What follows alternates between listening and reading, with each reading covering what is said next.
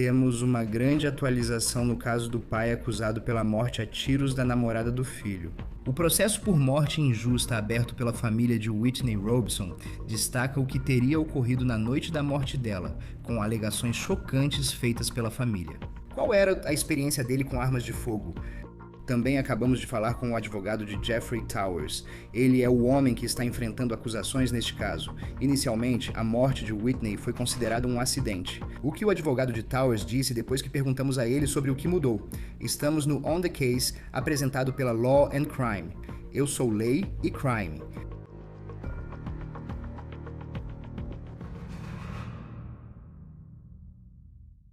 Antes disso, quero detalhar as informações da nova ação civil por morte indevida movida pela família da vítima. A família de Whitney Robson entrou com uma ação judicial no Tribunal Civil do Condado de Jefferson, Alabama, onde ela morreu em março. Até então, sabíamos que em 7 de março, a polícia foi chamada a uma casa em Trussville, Alabama, cerca de meia hora ao nordeste de Birmingham. No sábado à noite, por volta das 21h20, um disparo de arma de fogo foi registrado, segundo a polícia. Whitney foi baleada e levada a um hospital em Birmingham, onde foi declarada morta pouco mais de uma hora depois. Ela havia se formado na Universidade de Auburn um ano antes. Aqui estão algumas fotos da página de design de interiores dela. Ela havia recém-iniciado na área de design quando faleceu. Era originalmente da Virgínia. A família sempre disse que era isso que ela queria para a vida.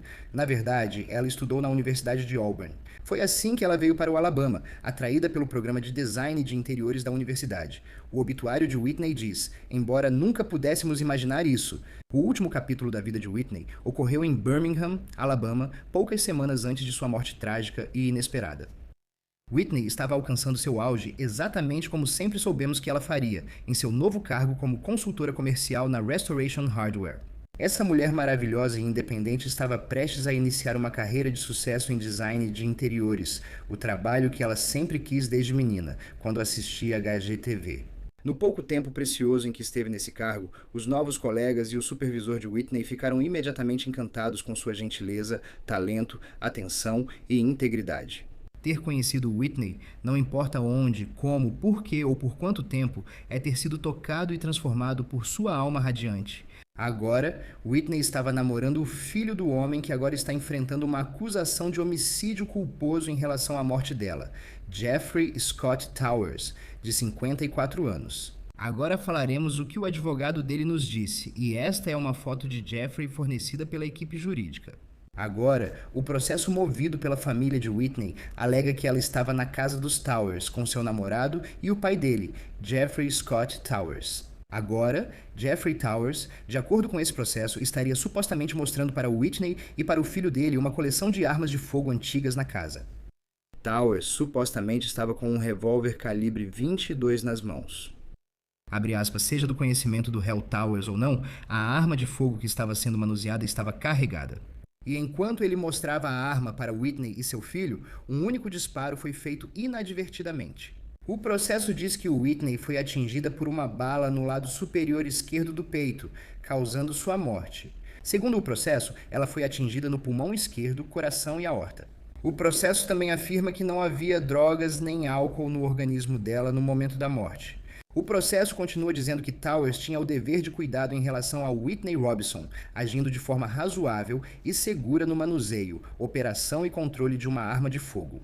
O processo diz que ele não teria feito isso. O processo também afirma que Towers tinha o dever de inspecionar e manter com segurança todas as armas de fogo em sua propriedade. O processo acusou Towers de não inspecionar a arma para garantir que ela não estava carregada. O processo agora acusa Towers de falta de conhecimento sobre segurança no manuseio de armas de fogo e afirma que ele teria agido com imprudência. Por isso, Whitney Robson foi morta. Towers também responde por negligência por supostamente não manter adequadamente a arma que disparou.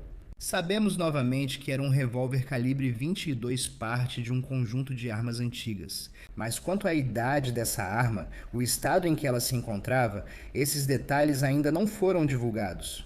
Este processo agora pede indenizações não especificadas. Vamos falar do lado criminal, pois Towers está sendo acusado de homicídio culposo. E algo parece ter mudado nesta investigação para chegar a esse ponto. Porque se você voltar ao dia 7 de março, essa terrível tragédia acontece. E naquela noite, de acordo com o Wild.com, o incidente foi considerado isolado, sem ameaça ao público. A polícia informou ter detido alguém. O legista do condado de Jefferson, Alabama, concluiu que a morte de Whitney foi acidental. Ninguém foi acusado. E, naquele momento, a história parecia não ser um caso criminal, mas sim um acidente muito trágico. Uma perda de vida da qual nenhuma família ou ente querido poderia se recuperar. 2 meses depois que Whitney foi baleada e morta nesta casa, estamos aqui novamente. O Departamento de Polícia de Trustville disse, abre aspas, após uma investigação extensa conduzida pela Divisão de Investigações Criminais do Departamento, os detetives obtiveram um mandado de prisão em 11 de maio de 2026 através do Promotoria do Condado de Jefferson, para Jeffrey Scott Towers, de Trustville. A polícia acusou Jeffrey Scott Towers de homicídio culposo. A polícia disse que Towers foi detido em 11 de maio sem incidentes e conseguiu pagar uma fiança de $30 mil. Atualmente, ele está em liberdade enquanto o caso segue na justiça criminal. Seu advogado comentou críticas sobre o valor da fiança. Muitas pessoas, como vi nos comentários, já apontaram isso. E disseram que para alguém que é acusado pela morte de outra pessoa, mesmo que seja homicídio culposo, há questionamentos sobre por que a fiança não foi maior e por que ele pôde ser liberado. Vamos falar sobre isso daqui a pouco. Vou mostrar a declaração divulgada pelos advogados de Jeffrey Scott Towers. O que aconteceu com a senhorita Robson foi um evento trágico. Embora entendamos que o sistema de justiça precise seguir seu curso, sabemos que os fatos vão mostrar que o Sr. Towers não tem antecedentes criminais. Sempre foi um cidadão produtivo e exemplar durante toda a sua vida, e não é culpado dessas acusações. Antes da entrevista com o advogado de Towers, Johnny Amari, quero esclarecer que Towers deve retornar ao tribunal em julho. Que essa narrativa que está sendo divulgada sobre o que supostamente aconteceu na casa dele naquela noite de março vem de um processo civil movido pela vítima dessa história. Ainda não ouvimos a versão apresentada pelos promotores que estão trabalhando no caso criminal. Junte-se a nós agora para falar um pouco mais sobre este caso, o advogado de Jeffrey Towers, Johnny Amari. Obrigado, senhor, por dedicar seu tempo para estar conosco. Este é ação civil por morte indevida que foi movido pela família de Whitney Robson. Qual é a sua reação ao que está sendo alegado contra seu cliente? Bem, deixe-me dizer que esperávamos por isso. Quero dizer, este é obviamente um incidente tão trágico. E sempre que há uma perda de vida, haverá uma avaliação sobre, você sabe, o que causou isso, obviamente, e diferentes fatos vão surgir. Mas você esperaria um processo civil ou ação por morte indevida nessa situação? Então, sabe, nós estávamos esperando por isso. Eu acabei de ver isso no fim de semana. Eu não tive a oportunidade de falar com o advogado do autor, e neste momento, sabe, eu não fui contratado como advogado civil. Então, mas pelo que eu entendo de uma situação como essa, muito provavelmente esse processo civil vai ficar suspenso enquanto o processo criminal segue seu curso. E do lado criminal, quero dizer, nessa ação civil, há uma narrativa pela primeira vez sobre o que, do ponto de vista deles, supostamente aconteceu dentro da casa. Eles dizem que seu cliente estava exibindo uma arma de fogo antiga, um revólver calibre 22, e que de alguma forma ela disparou. E essa bala tirou a vida de Whitney. O que seu cliente relatou na visão dele sobre o ocorrido naquela noite? Bem, vou evitar comentar qualquer coisa que meu cliente e eu tenhamos conversado neste momento. Uma coisa que posso dizer é que, quando você está tão no início de um caso criminal como nós estamos, acho que a acusação foi feita apenas na semana passada. Ainda estamos recebendo informações, inclusive o material compartilhado pela acusação, e protocolamos o pedido de acesso às provas na semana passada. Ele foi concedido e só agora começamos a receber parte do material compartilhado pela acusação, mas ainda não revisamos tudo nem sabemos o que falta ou pode chegar.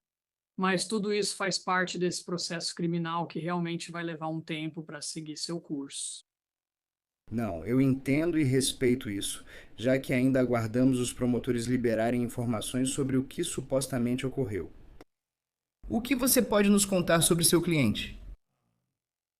Qual experiência ele tinha com armas de fogo?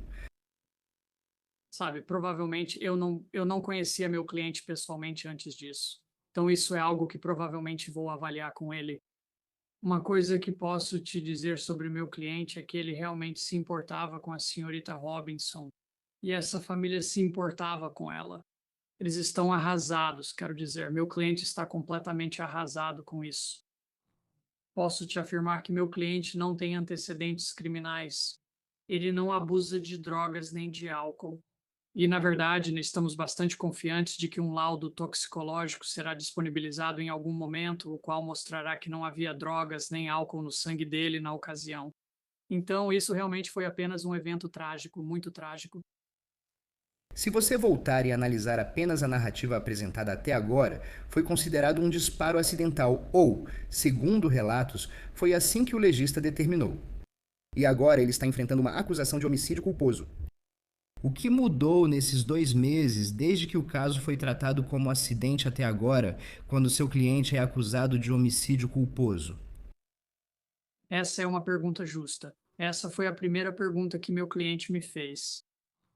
E uma coisa é que é aí que o fase de acesso às provas será útil para responder a essa pergunta, até vermos o que o Estado viu de diferente 2 meses depois. E eu provavelmente quero saber a resposta para essa pergunta tanto quanto qualquer outra pessoa, porque quando aquele evento aconteceu e ele foi liberado sem ser acusado, nós tínhamos esperança de que aquilo seria o fim de qualquer processo criminal.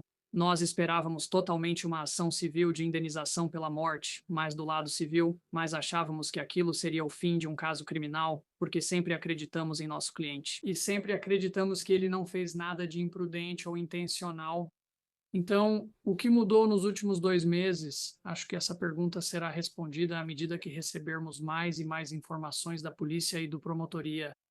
Não, foi noticiado na noite em que ela faleceu que alguém foi detido na casa. Foi considerado um incidente isolado. Quais interações seu cliente teve com as autoridades policiais a partir daquela noite? Meu cliente não teve nenhuma interação com as autoridades depois daquela noite. Então, esse teria sido o primeiro contato dele com a polícia depois disso. Não houve comunicação entre ele, realmente nenhum contato entre ele e as autoridades. Sei que você disse não esperar o lado criminal dessa acusação de homicídio culposo. Quero dizer, que tipo de, acho que comunicação, não houve comunicação daquela noite em diante sobre se você sabe algum tipo de investigação ainda estava em andamento? O Departamento de Polícia de Trustville e a promotoria mantiveram sigilo nos últimos meses, então, e eu não quero dizer que não esperávamos isso. Tínhamos esperança de que nenhum caso criminal surgisse disso. Qual foi a reação do seu cliente quando soube que estava sendo acusado de homicídio culposo?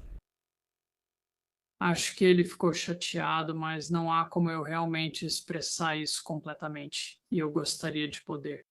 Esse homem está mais abalado com o que aconteceu com Whitney do que com qualquer outra coisa que envolva ele. Ele está devastado, ele está arrasado com a morte dela. Então, em todas as minhas interações com ele, nunca foi uma coisa de eu. Tem sido mais sobre por quê, sabe? Por que isso teve que acontecer com ela. Então, eu não sei como realmente passar isso, mas esse foi um dos motivos de eu estar, sabe, conversando com você, é que estou tentando transmitir a mensagem de que ele realmente era um bom homem, ou é um bom homem. Ele amava a família dele e se importava com Whitney. E isso ninguém poderia ter previsto que aconteceria. Isso é simplesmente um evento horrível, horrível que aconteceu. Como era antes o relacionamento dele com a família dela? Sabe, eu não sei. Acho que eles tiveram algum tempo para passar com ela. Meu cliente e a esposa dele gostavam muito dela. Então, sabe, acho que isso era algo que os deixava felizes, que o filho deles tinha encontrado alguém que eles achavam legal e sentiam orgulho de vê-lo com alguém. Sei que há um limite para o que você pode dizer e que ainda está tentando entender, mas o que ela fazia na casa na noite de 7 de março? Eu teria que especular. Eu realmente não sei. Imagino que tenha sido como qualquer outro evento, quando você sai com amigos e família. Eu teria que especular, então prefiro não fazer isso. Onde está seu cliente? Eu sei que ele conseguiu pagar aquela fiança de US$ 30.000. O que você espera que aconteça a seguir neste caso? Sim, queria falar com você sobre a fiança, pois notei muitos comentários sobre isso. O Alabama tem meio que uma tabela onde mostra quais seriam as fianças recomendadas, ahn, para certos tipos de crimes. Para esse crime específico, que é um crime de classe B, a tabela de fiança recomendada vai de 5.000 a 30 mil dólares. Então, a fiança dele foi, na verdade, a mais alta da tabela de fianças. Ah, quanto aos próximos passos desse caso, sabe, vai ter uma espécie de audiência preliminar que deve acontecer em alguns meses. Vamos continuar tentando obter qualquer material de investigação que ainda possa estar disponível. E essa é uma oportunidade em que nós, da promotoria, vamos conversar sobre, sabe, em que ponto estamos com o caso. A partir daí, decidirão se haverá audiência preliminar ou se o caso irá ao grande júri, como ocorre com qualquer réu. Não é muito diferente para o Sr. Towers. Em um caso como este, quero dizer, que tipo de material você espera obter na fase de compartilhamento de provas para ajudar a construir seu caso e provar que seu cliente é inocente? Bem, não se esqueça que vamos exigir que o Estado prove que ele é culpado. Então, as provas que vamos procurar são aquelas que vão mostrar que há dúvida razoável de que ele cometeu um crime. E você sabe, obviamente, coisas como laudos toxicológicos, eu acho que seriam importantes. Vamos receber outros relatórios da polícia sobre possíveis declarações feitas na noite em questão. E quando você olha para isso, e novamente, eu reconheço que há um limite para o que você pode dizer. Mas sabe, com base no processo civil, ele supostamente estava exibindo essa coleção de armas antigas que tinha. Isso era algo que ele costumava fazer? Você não pôde falar sobre a experiência dele com armas, mas isso era algo que ele costumava fazer, exibir armas antigas quando recebia visitas em casa. Sim, essa é uma dessas coisas. Eu realmente não o conhecia pessoalmente antes disso. Então eu não saberia responder essa pergunta com certeza. Com que frequência você está se comunicando com seu cliente? Digo, enquanto você passa por esse processo agora, certamente há muita atenção sobre essa história. As pessoas estão descobrindo sobre o ocorrido e as acusações contra ele. O que você tem dito a ele durante esse processo? Então, sabe, sou um desses advogados que se ajusta aos clientes. Alguns querem falar comigo diariamente. Tenho clientes que só me dizem onde assinar, sabe, e tudo entre esses extremos. Eu me coloco à disposição, especialmente em um caso como este, que está recebendo tanta atenção. Eu me coloco à disposição dos meus clientes praticamente 24 horas por dia. Então, sabe, fica a critério dele se ele sente que precisa falar comigo ou não. Eu sei que você disse que ele está devastado, mas como ele está lidando com isso, ele certamente está enfrentando o choque. Talvez a surpresa dele em enfrentar uma acusação de homicídio culposo. Como ele lida com toda a atenção do caso? Ele é daquele tipo à moda antiga que simplesmente coloca a cabeça no trabalho e segue em frente. Acho que ele já era trabalhador antes de tudo isso. Acho que ele provavelmente mergulhou ainda mais no trabalho para tentar, sabe, talvez encontrar um pouco de normalidade e tirar algumas coisas da cabeça. Mas não consigo imaginar que passe muito tempo sem que ele pense nisso todos os dias. Tudo bem? Johnny Amari, advogado de Jeffrey Towers, é um caso muito triste do Alabama. Obrigado por estar conosco, senhor. Agradecemos. Ei, eu realmente agradeço e podemos conversar mais tarde conforme tivermos mais informações, mas obrigado por essa oportunidade de falar. Ficamos por aqui com On The Case, apresentado pela Law and Crime. Inscreva-se no YouTube e no Spotify. E agora também estamos disponíveis no Peacock. Eu sou Chris Stewart. Até a próxima.